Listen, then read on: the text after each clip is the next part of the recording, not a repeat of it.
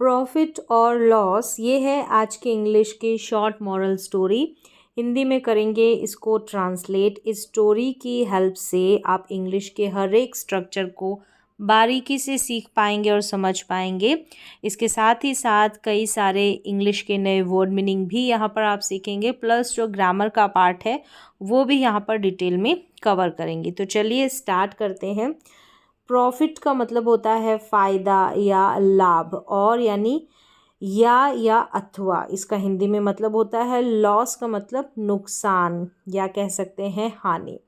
तो ये है स्टोरी का नाम। और इसमें क्या होता है, प्रॉफिट होता है, फ़ायदा होता है, या लॉस या नुकसान होता है। तो ये स्टोरी को पढ़कर आप खुद से जानेंगे। तो क्या है स्टोरी। अर्जुन वेंट जो है ये गो की सेकंड फॉर्म है, तो सिंपल पास्ट में सेकंड फॉर्म का यूज़ होता है। यहाँ पर टू डायरेक्शन के लिए यूज़ किया गया है, यानी वेंट टू गया, कहाँ गया, अ शॉप यानी एक दुकान की ओर गया। तो Arjun went to a shop. फिर यहाँ पर टू के बाद में बाय, टू प्लस वर्ब की फर्स्ट फॉर्म कह सकते हैं कि बेस फॉर्म, टू के साथ बेस फॉर्म, जिसको मोस्टली आप वर्ब की फर्स्ट फॉर्म कहते हैं, क्योंकि बेस फॉर्म जो है वर्ब की फर्स्ट फॉर्म के जैसे ही दिखाई देती है। मैक्सिमम जो होती है बेस फॉर्म वो वर्ब की फर्स्ट फॉर्म के रूप में दिखाई देती है। कुछ एक होती है उसमें कन्फ्यूज़न रहता है, इसलिए हम बोल देते हैं कि टू के साथ वर्ब की फर्स्ट फॉर्म। इसको बोला जाता है इन्फिनेटिव। और ये क्या बता रहा है यहाँ पर देखें, Arjun went to a shop, और ये प्रपोजिशन है, डायरेक्शन की ओर इंडिकेट कर रहा है। डायरेक्शन मतलब की ओर, किसकी ओर गया, एक दुकान की ओर, ऐसा। तो अर्जुन जो है गया कहाँ, एक दुकान गया, ऐसे कह सकते एक शॉप में गया। क्यों गया, यहाँ पर क्यों गया, तो यहाँ पर इन्फिनेटिव का यूज़ हुआ है, टू प्लस V1 का यूज़ हुआ है। तो ये उद्देश्य यानी कि पर्पस को यहाँ पर शो कर रहा है ये टू बाय। तो क्यों गया, टू बाय खरीदने के लिए, क्या, कैंडल्स यानी मोमबत्तियाँ। ही बॉट, ये सिंपल पास्ट का ही वाक्य हो गया है, ठीक है। वेंट सेकेंड फॉर्म है, तो बाय की सेकेंड फॉर्म है बॉट, उसने खरीदा या खरीदी, टू कैंडल्स दो मोमबत्तियाँ। ईच ऑफ दैम यानी उसने दो कैंडल्स खरीदी, ईच ऑफ दैम यानी प्रत्येक की, कोस्टेड यानी कीमत होना, ठीक है। यहाँ पर as a verb is cost को कोस्टेड वर्ब के सेकेंड फॉर्म के रूप में यूज़ किया गया है, यानी कीमत थी कितनी, 3 रुपीज़। दो कैंडल्स खरीदी थी, दोनों में प्रत्येक की, एक 3 की यानी एक 3 रुपीज़ की और दूसरी भी 3 रुपीज़ की। आगे देखिए, वैन ही जब, वैन का मतलब जब, ही यानी उसने, गिव की सेकेंड फॉर्म गिव यानी कि दिया, अ 10 रुपी नोट यानी कि 10 रुपये का नोट जब उसने दिया, द शॉपकीपर दुकानदार ने, रिटर्न यानी लौटाया, सेकेंड फॉर्म है रिटर्न की, रिटर्न 4 रुपीज़। जब उसने 10 रुपीज़ दिए, क्योंकि दोनों की कीमत हो गई 6 रुपये, तो बाद में उसने 4 रुपीज़ जो है लौटाए। यहाँ पर रिटर्न हो गया, यहाँ पर गेव हो गया, वर्ब की सेकेंड फॉर्म है, वर्ब की सेकेंड फॉर्म सिंपल पास्ट यानी कि पास्ट इंडेफिनिट का ये एफर्मेटिव सेंटेंस ही है। There was a 2 rupee coin यानी कि अब क्या था, 2 रुपी कॉइन, एक जो था 2 रुपी कॉइन था, 2 रुपये का सिक्का था, एंड टू और दो क्या थे, 1 रुपी कॉइन्स यानी एक एक का सिक्का फिर और एक का सिक्का, ये 2 कॉइन्स हो गए, और एक ओनली 2 का था। तो इस तरीके से ये 4 हो गए, 4 रुपीज़ हो गए। फिर यहाँ पर ये जो देयर है, इंट्रोडक्टरी देयर है, तो इसका हिंदी में मीन नहीं होगा। इस सेंटेंस को इंट्रोड्यूस करने के लिए कह सकते हैं कि कंप्लीट सेंस देने के लिए हम वॉज अ 2 रुपी नहीं बोल सकते थे, नहीं बना सकते थे sentence. A 2 rupee coin was भी नहीं बना सकते थे। तो ऐसे सेंटेंस में बी वर्ब के साथ, बी वर्ब का मतलब जैसे वॉज हो गई, वर हो गई, और प्रेजेंट में इज एम आर होगी, ये बी वर्ब्स होती है, तो इनके साथ देयर का यूज़ होता है। चलिए आगे देखिए, वैन जब ही रीच्ड, सेकेंड फॉर्म है यानी कि पहुंचा, रीच का मतलब पहुंचना, तो जब वह पहुंचा होम, कहाँ पहुंचा, घर, वैन ही रीच्ड होम। अब यहाँ पर भी देयर का यूज़ है, इंट्रोडक्टरी देयर है। देयर वॉज नो लाइट यानी कि लाइट नहीं थी, तो ये वॉज का यूज़ है, वॉज बी वर्ब है और विदाउट एक्शन वाला सेंटेंस है, सिंपल पास्ट का ही यानी कि पास्ट इंडेफिनिट टेंस का ही ये वाक्य है। सो अर्जुन लिट, सो यानी कि इसलिए, लाइट नहीं थी ना इसलिए अर्जुन ने लाइट, LIGHT लाइट है, उसकी सेकेंड फॉर्म है लिट, लाइट मतलब जलाना, तो जलाया लिट, तो ये वर्ब है second form.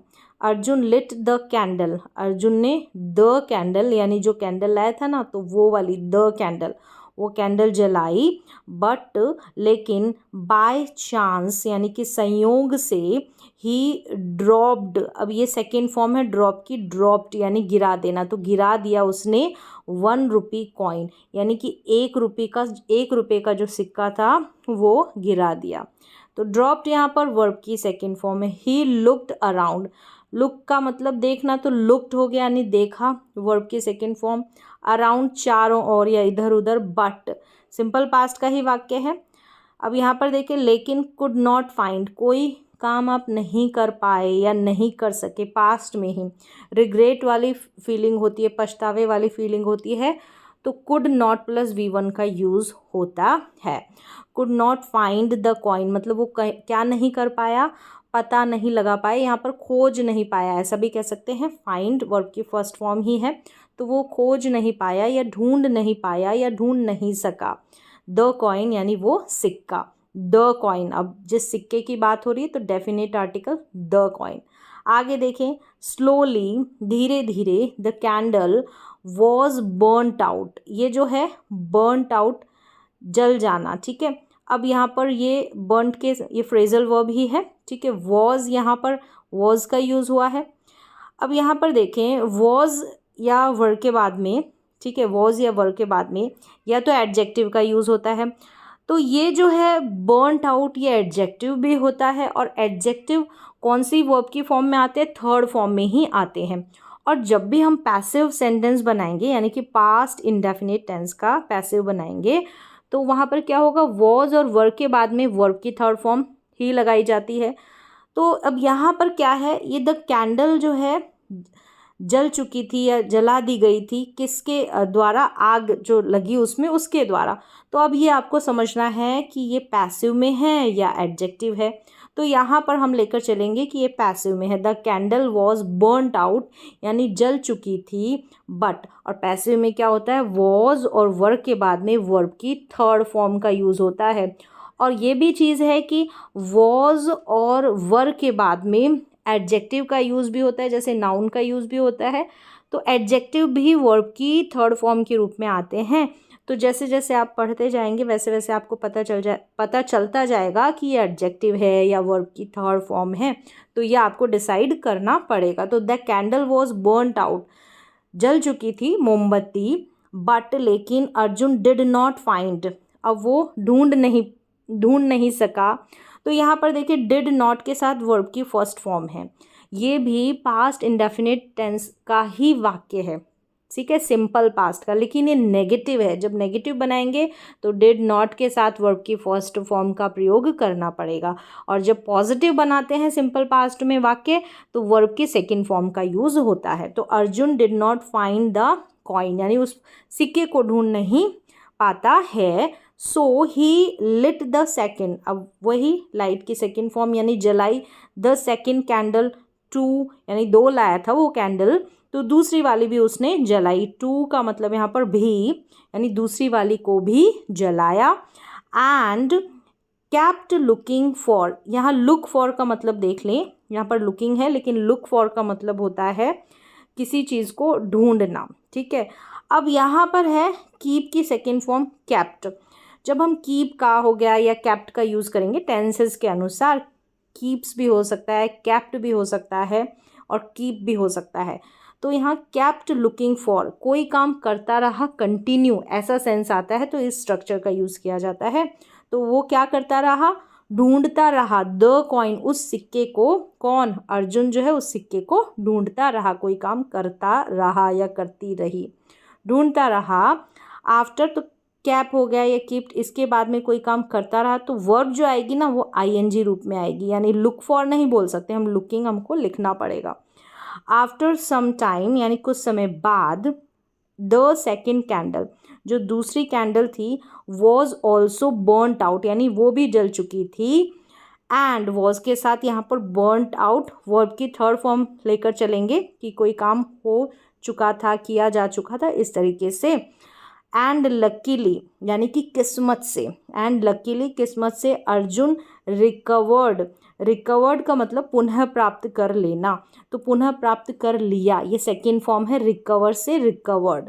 The 1 rupee coin, यानी कि उसने दोबारा से पुनः प्राप्त कर लिया जो क्या, 1 रुपये का सिक्का। बट टू गेट, यहाँ पर ये जो टू गेट है ये इन्फिनेटिव है, टू के साथ वर्ब की फर्स्ट फॉर्म, कह सकते हैं कि बेस फॉर्म। टू गेट यानी कि प्राप्त करना, दैट यानी कि वो 1 रुपी कॉइन, 1 रुपये का सिक्का। Arjun had burnt out 2 candles, अब हैड के साथ में यहाँ पर देखिए ये बर्नट आउट, ये भी वर्ब की थर्ड फॉर्म है, लेकिन ये पास्ट का परफेक्ट टेंस है, यानी कि 2 कैंडल्स जो है वो जला चुका था, कोई काम कर चुका था। वर्थ का यहाँ पर मतलब है कीमत होना या मूल्य होना, 6 रुपीज़, यानी 2 कैंडल जला दी, वो 6 रुपये की थी। नाउ ही वंडर्ड, अब वो क्या था, आश्चर्यचकित था, कह सकते हैं हैरान था या जानने को इच्छुक था। वेदर की या क्या, ये जो होता है वेदर, इफ़ या वेदर का यूज़ होता है नरेशन में, जब आप नरेशन डायरेक्ट से इनडायरेक्ट में चेंज करते हैं तो इंट्रोगेटिव सेंटेंस में नियम होता है, वहाँ पर वेदर का यूज़ किया जाता है। जब आप वो नियम देखेंगे तो पता चल जाएगा कि या क्या का सेंस आएगा कि क्या ही हैड अ प्रॉफिट, क्या उसे प्रॉफिट हुआ था, या अ लॉस, नुकसान हुआ था, या प्रॉफिट हुआ था, फ़ायदा हुआ था, या नुकसान हुआ था। तो यहाँ पर हैड पोजेशन को शो कर रहा है, हैज़, हैव, हैड ये पोजेशन को शो करते हैं, इनके बाद में अगर वर्ब की थर्ड फॉर्म का प्रयोग नहीं होता, ये पास्ट की पोजेशन शो करता है। नाउ ही अंडरस्टूड, नाउ यानी कि अब वह समझ चुका था, अब उसने समझ लिया, ऐसा भी कह सकते हैं।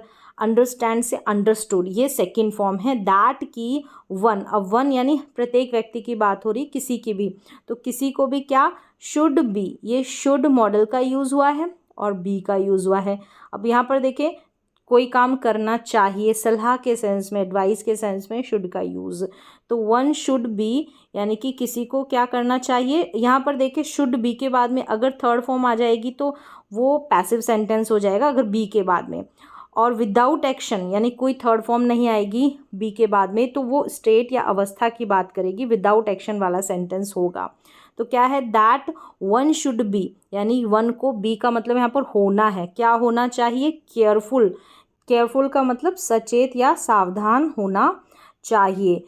क्या करते वक्त, टू मेक डिसीजन, यानी कोई फैसला करते वक्त या फैसला लेते समय, तो यहाँ पर टू है और फिर मेक है, मेक डिसीजन, कोई फैसला लेना या निर्णय लेना, तो ये भी इन्फिनेटिव है। विच यानी जिससे, यानी जो डिसीजन लिया ना उसके लिए ये which do not cause any loss, यानी कि जिससे नहीं होता है क्या, किसी भी प्रकार का, एनी लॉस यानी किसी प्रकार का नुकसान नहीं होता है, तो डू नॉट के साथ यहाँ पर कॉज है, यानी किसी भी प्रकार के नुकसान का कारण नहीं बनता है, सभी कह सकते हैं। तो डू नॉट के साथ वर्ब की फर्स्ट फॉर्म, डज नॉट के साथ भी वर्ब की फर्स्ट फॉर्म का यूज़ होता है, तो वो प्रेजेंट इंडेफिनिट टेंस का नेगेटिव सेंटेंस होता है, वहाँ पर डू नॉट और डज नॉट का प्रयोग किया जाता है वर्ब की फर्स्ट फॉर्म के साथ। तो ये थी आज की इंग्लिश की छोटी सी कहानी। तो यहाँ पर मैंने टेंसेस के हेल्प से हर एक सेंटेंस को, हर एक स्ट्रक्चर को समझाने की कोशिश की है। उम्मीद है आपको समझ में भी आया होगा। जैसा कि टाइटल है, ये प्रॉफिट हुआ यानी कि फ़ायदा हुआ या नुकसान हुआ, तो इस स्टोरी को पढ़ने के बाद आपको समझ में आ गया होगा।